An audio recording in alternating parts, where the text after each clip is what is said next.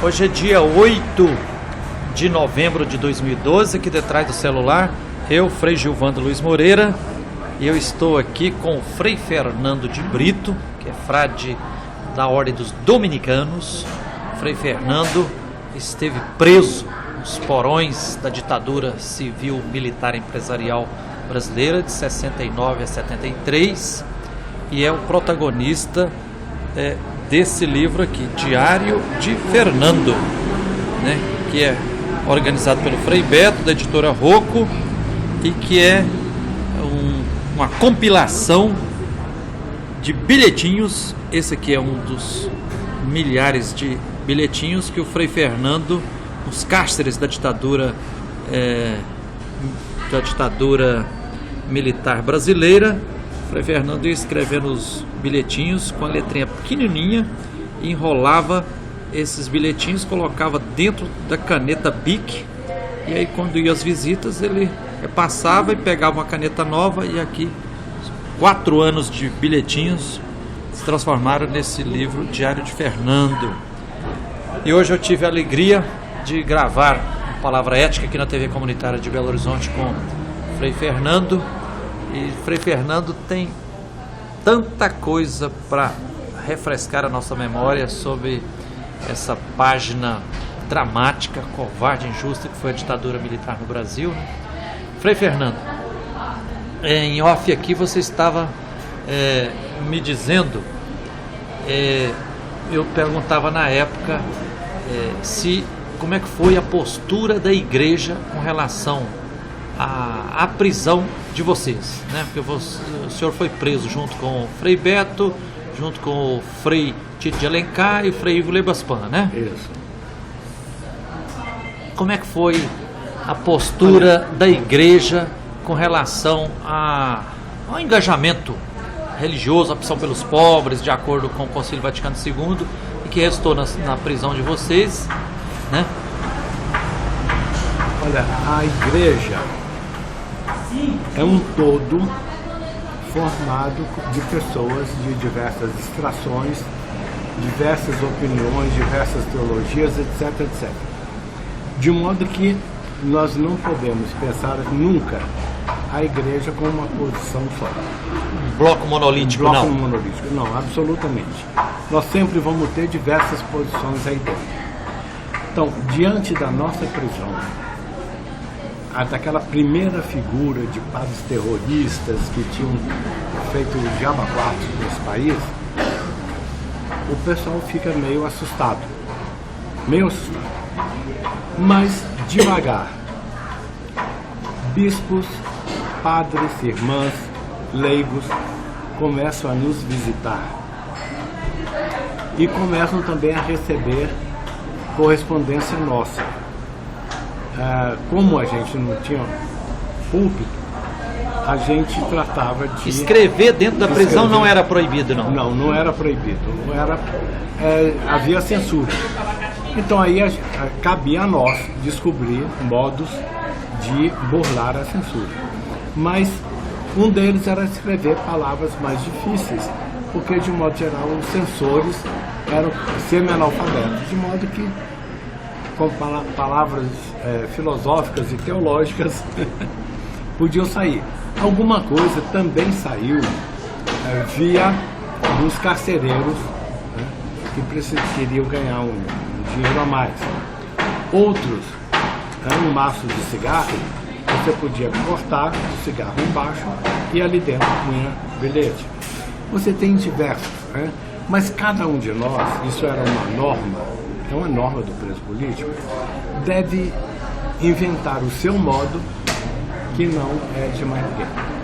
Então aí com um certo tempo eu consegui pegar uma caneta Bic opaca.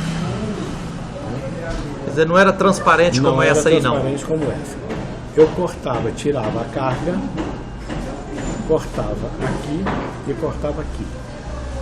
Vedava com durex aqui, vedava. Cortava o duro por fora, né? Por fora. Total. E então a parte do meio eu descartava. O bilhetinho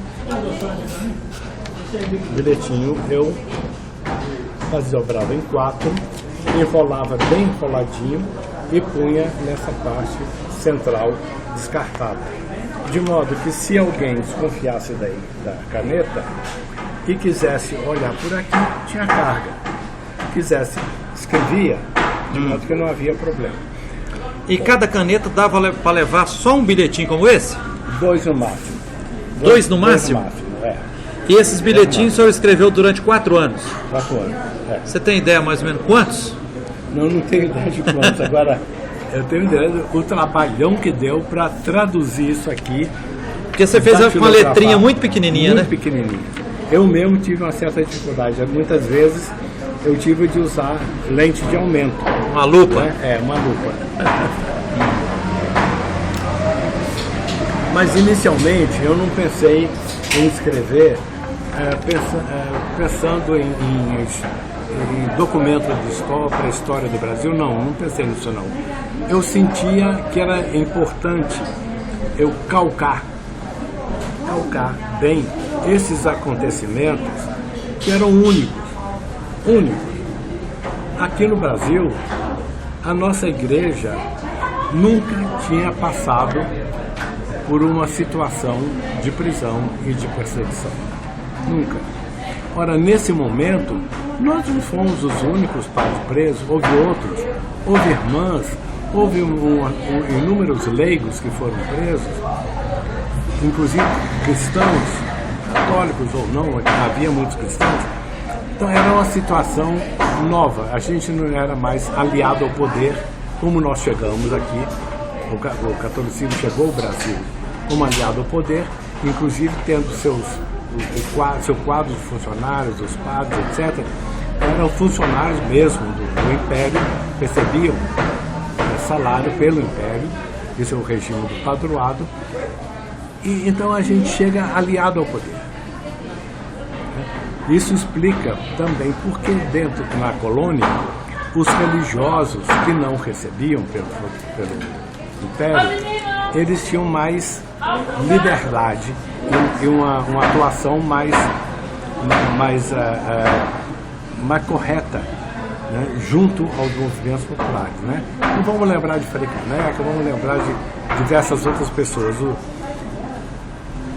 Mas então, nós precisávamos, né, a questão do martírio, que sempre foi tão importante para o nascimento da igreja em todos os países.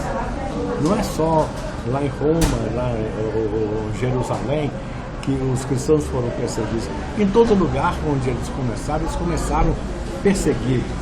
Aliás, nós somos discípulos de um mártir, Jesus de Nazaré, né? Exatamente. E eu falo aqui mártir no sentido preciso de testemunho. Tudo bem que esse testemunho, na maioria das vezes, veio com sofrimento, até com morte. Mas o que caracteriza o mártir é um testemunho. É o testemunho de Jesus, o testemunho da palavra, do Evangelho, né, que Jesus viveu e nos ensinou e que nós queremos seguir. Ora, então, muita gente, quando começou a entrar em contato conosco, então foram vendo que nós éramos cristãos. A gente não estava ali, né, porque era fanático, era neuróticos, etc., né? Mas a gente estava ali, ou eram terroristas. Não, mas a gente estava ali por uma exigência que nós tínhamos da nossa fé para fazer com que todo o povo brasileiro pudesse ser livre, autônomo e buscar a justiça social. Quer dizer, a participação no reino de Deus significa buscar seus elementos essenciais, a justiça e o amor. Sem justiça e sem amor não existe o reino de Deus. E é o reino que nós queremos.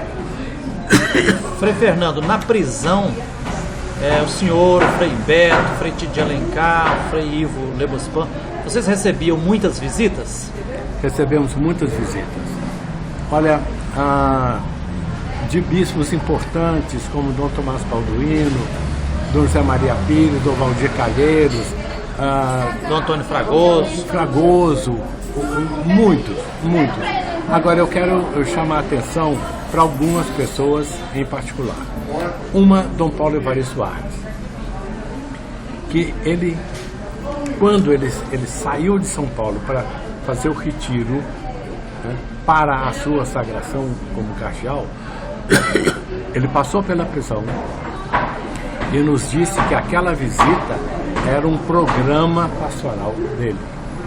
Então, sempre tudo aquilo que a gente sabia, tudo aquilo que a gente ouvia falar, etc., a gente dava um jeito de conversar com Dom Paulo. E muitas vezes, pessoas que a gente sabia que estavam isolados porque iam ser mortos, nós denunciamos a ele e ele tomou providência. Muita gente foi salva pela atuação de Dom Paulo. Dom Paulo denunciou muito as arbitrariedades, inclusive coordenou a realização daquela pesquisa que resultou naquele livro, Tortura Nunca Mais, né? Foi. Uma outra pessoa que eu acho que na Igreja da América Latina se tornou a figura mais emblemática é Dom Helder Câmara. Infelizmente, ele não pôde nos visitar porque foi proibido pela polícia. Ele tentou. Mas, quando ele percebeu que ele não podia falar no Brasil, ele então resolveu falar no exterior. E levou a palavra de Deus para longe. Graças à sua atuação, ele era candidato ao Prêmio Nobel da Paz em 1972. Ora, o Itamaraty desenvolveu uma campanha ferrada e ferrenha para que Dom Helder não fosse escolhido. O que aconteceu? O nome dele sumiu e vocês podem ir a Oslo. Lá não existe o Prêmio Nobel da Paz em 1972. Trabalho da política militar brasileira. Eu acho que no outro extremo, quando nós chegamos na última prisão, em Presidente Venceslau, na divisa com Mato Grosso, São Paulo divisa com Mato Grosso, o bispo local era Dom José Gonçalves, de direita, discípulo de Dom Eugênio Salles, mas era um homem evangélico. Ele primava pelo evangelho, era um homem de Deus. Então, quando nós chegamos lá, ainda numa greve de fome... Lá vocês quatro, você, o Frei Tito de Alencar, Frei Beto e Frei Ivo Luiz. O Tito não foi. O Tito já tinha saído em 1971 no sequestro, em troca do embaixador suíço. Ah, sim.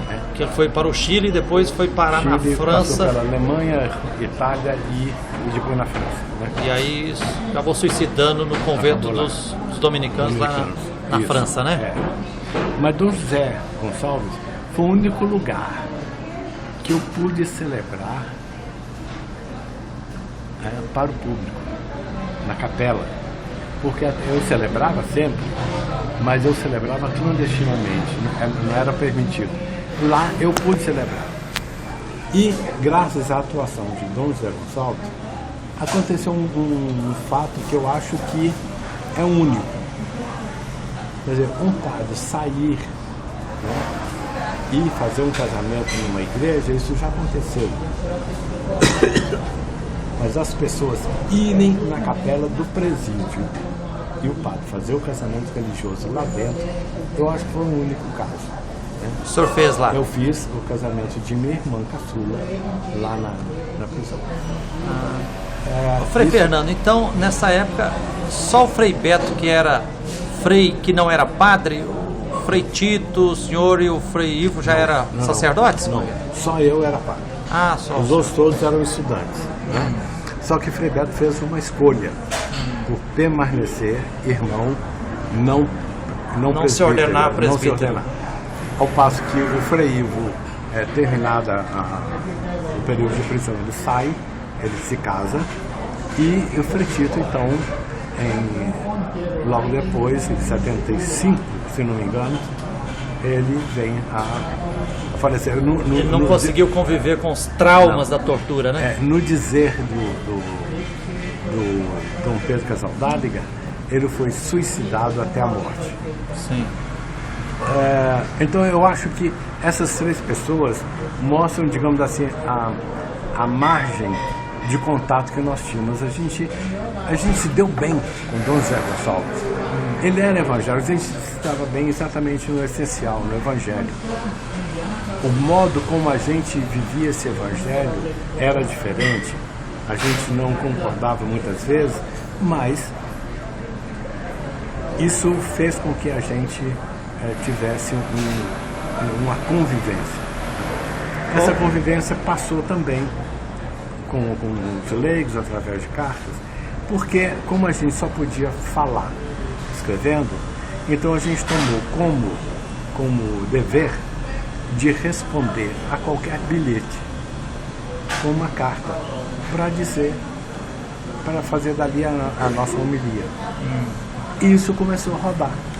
O Brasil, lendo nas celebrações, a gente sabe que... Então o senhor escreveu muitas cartas nesse tempo? Ah, sim, tem. Não, inclusive tem um livro, né, chama-se O Canto na Fogueira, que é um livro de cartas. Cartas do cárcere? Do cárcere, cartas só de Beto. Esse aí, com cartas minhas, de Beto e de Ivo. Tá. Então a gente... O Canto na Fogueira. Canto na Fogueira. O Canto na Fogueira foi uma expressão usada por Alceu Moroso Lima. Quando nós fomos para Presidente Venceslau, né, e ficamos imersos na população de presos comuns, ele então escreveu um artigo e dizia que nós, como os três jovens na fogueira, né, segundo o livro de Daniel, nós continuávamos a cantar, apesar do fogo estar ardendo cada vez mais. Ô Frei Fernando, o que é... Imagino que nesse diário de Fernando, nesse diário seu, que depois o Frei Beto aqui organizou, e que é fruto assim de milhares desses bilhetinhos pequenininhos que o senhor jogou para fora, enrolado na caneta Bic, o principal que está nesse diário do Frei Fernando, esses bilhetinhos aqui, são denúncias das torturas, do que vocês experimentaram nos porões da ditadura militar, ou é coisa muito variada que está aqui? Não, está a nossa vida, toda a nossa vida, né? Quer dizer, o futebol que a gente jogava na cela, gestos de solidariedade, divisões políticas internas, tá, a nossa vida, o cotidiano. Claro que nesse cotidiano há coisas fortes. O momento em que a gente ouve pelo rádio que alguns companheiros nossos são escolhidos para saírem em troca do embaixador, ou esse ou aquele, né? Da nossa cela sempre saiu alguém. Duas vezes que aconteceu isso, né? Quando aconteceu o sequestro do embaixador Não aconteceu não aconteceu mais. Quando com o cônsul japonês de São Paulo saiu um rapaz da nossa cela. Depois, no sequestro do Bucher, o alemão, saiu mais gente, não sei, não me lembro quantos. E depois também no sequestro do embaixador suíço saiu outro grupo, inclusive o Frei Tito, né? Mas são fatos marcantes. E por que foi o Frei Tito e não o senhor, Frei Beto? Foi sorteio ou o que foi? Não, é o seguinte, em vista, porque todos nós fomos torturados quando a gente é preso. Mas, passado um certo tempo, eu tenho que fazer um parênteses, porque aí a gente tem que entender o porquê Frei Tito vai ser chamado a nova tortura. Na verdade, em São Paulo, antes de haver o doicode em todos os estados, São Paulo começa uma experiência piloto, a OBAN, Operação Bandeirantes, financiada pelos industriais paulistas e internacionais. Eles então começam a trabalhar na prisão, tortura, etc. Mas não são eles que pegam Marighella. Quem pega Marighella é Fleury, do Esquadrão da Morte paulista, junto com o Selimar, do Rio de Janeiro. Alban nunca, ele sempre criticou esses depoimentos, dizendo que tinham sido feitos a toque de caixa, que aquilo ali foram mal feitos, etc, etc. Na verdade, eles nunca engoliram que nossos superiores não soubessem de nossas atividades. Nunca engoliram isso. Então, eles aparece um pretexto. É preso o dono do sítio onde se fez o Congresso dos Estudantes de Ibiúna, em 68. Ora, isso já era coisa mais do que sabida, todo mundo já sabia disso, eles já sabiam. Não havia necessidade nenhuma de Frei Tito voltar. Mas eles queriam o quê? Queriam que, através de Tito, todos os dominicanos voltassem às torturas. Para esclarecer principalmente esse fato. Nossos superiores sabiam ou não? Porque se nossos superiores tivessem sabido, isso poderia acarretar, por exemplo, a expulsão dos dominicanos do país. Então, quando Tito percebe isso, ele isolado dentro do banco, a única coisa que ele percebe que ele pode fazer é isso, tirar sua vida para salvar o grupo dos dominicanos. Então ele faz isso e quando ele volta para o presídio, ele conta em detalhes como foi sua tortura e Frei Beto anota tudo, escreve e depois isso sai do presídio. E corre o mundo, praticamente todas as revistas internacionais publicam e esse documento chega a ganhar o prêmio de reportagem pela revista Look americana. O Tito se torna o grande nome entre os presos políticos. Ele é o símbolo do perseguido, ele é o símbolo do preso político, daquele que lutou pela liberdade. Então, o primeiro sequestro que houvesse, a gente tinha certeza, era o primeiro nome da lista. E a gente foi conversar com o Frei Tito, né? Ele disse, olha, eu não quero não. Eu quero aqui, eu sou brasileiro, sou cearense, quero continuar no Brasil. Se eu sair, eu vou ser banido, perco a cidadania, e quando é que eu vou poder voltar para o Brasil? Isso o Frei Tito dizendo? Dizendo. Então ele não queria absolutamente. Mas ele, como era um sujeito inteligente e tinha visão, ele dizia ao mesmo tempo, como é que ele pode se negar? Quer dizer, quem eram alguns outros que tinham se negado a sair do sequestro, iam se explicar na televisão. Então a propaganda, estava feita a propaganda anti-revolucionária. Então o Tito não... Então quando ele veio, ele que não queria absolutamente sair, ele então se dá um braço a torcer à realidade. Ele sai, mas isso é um segundo trauma, né?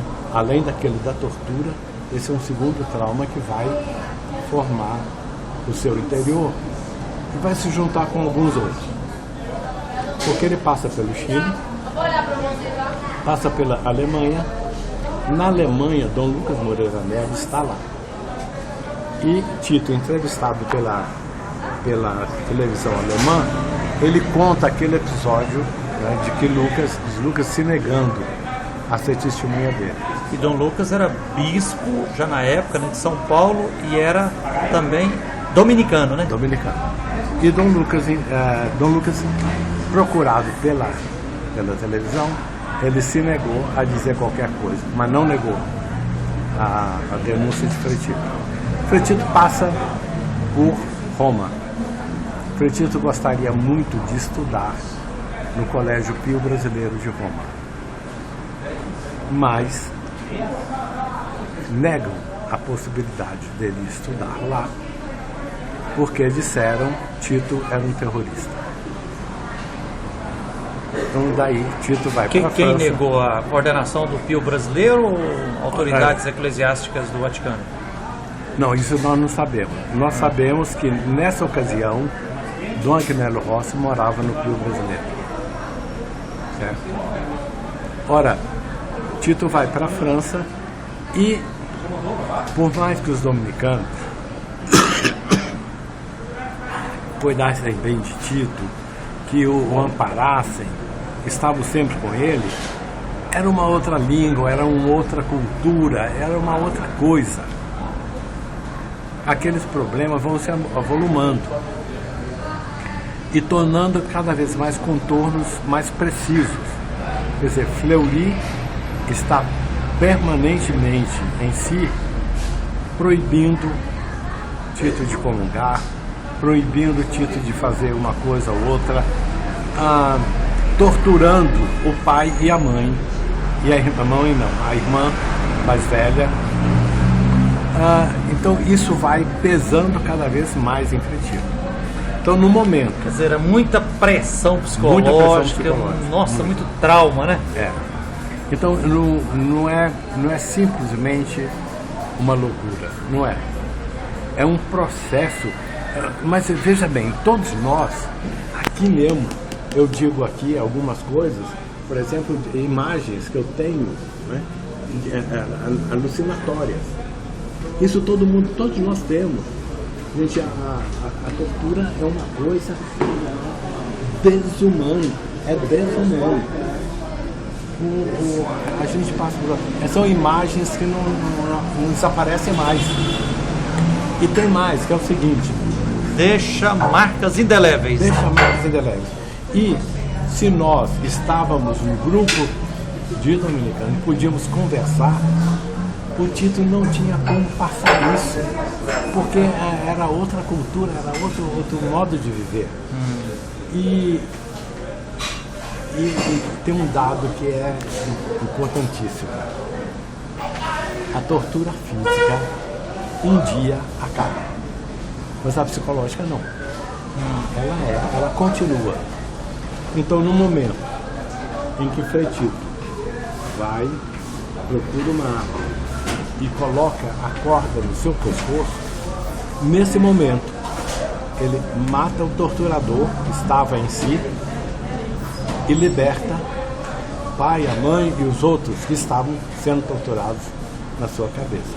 É um jogo dialético de morte e ressurreição que é vivido no seu interior.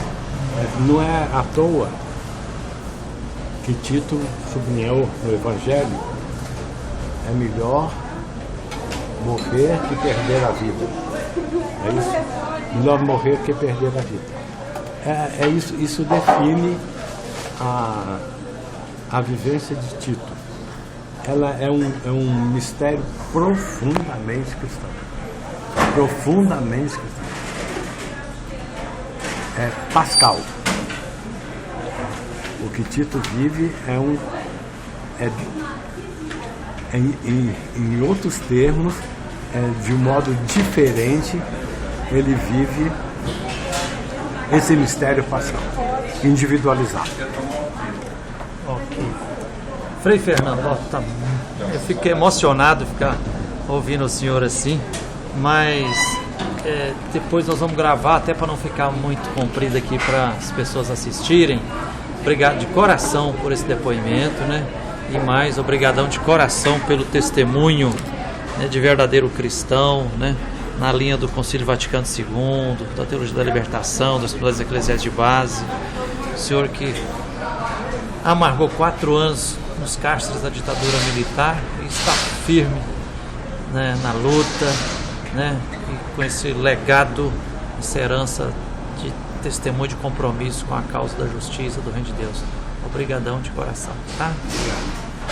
Eu sempre penso, Giovanda, que nós somos importantes, cada um de nós, é importante enquanto é um grão de areia naquela praia imensa. Eu moro num lugar de 30 quilômetros de praia.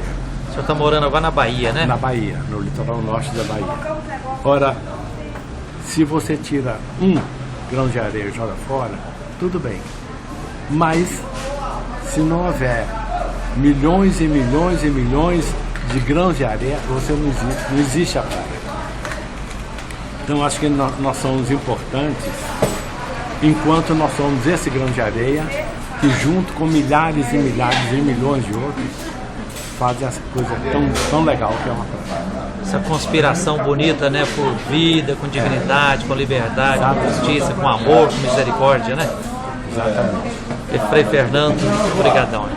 Eu, Frei Gilvando Luiz Moreira, entrevistando aqui o Frei Fernando de Brito, que é frade da Ordem dos Dominicanos, que foi preso nos porões da ditadura militar durante 4 anos, de 69 até 73, e que na prisão escreveu uns bilhetinhos, né, com a letra minúscula, e que jogou para fora da prisão, colocado os bilhetinhos dentro de canetas Bic, e que depois o Frei Fernando pediu para que o Frei Beto organizasse esses milhares de bilhetinhos que se transformaram aqui nesse livro Diário de Fernando nos Cárceres da Ditadura Militar Brasileira, organizado pelo Frei Beto, da editora Rocco. Eu aproveito para incentivar a leitura. Quem não leu, que leia. É um testemunho imprescindível da história do Brasil e um exemplo que nos deixa emocionados. Frei Fernando, que a luz e a força divina continuam brilhando no Senhor, com muita paz e serenidade, e continuar testemunhando esse exemplo bonito de evangelho. Muito obrigado, viu? Amém. Amém.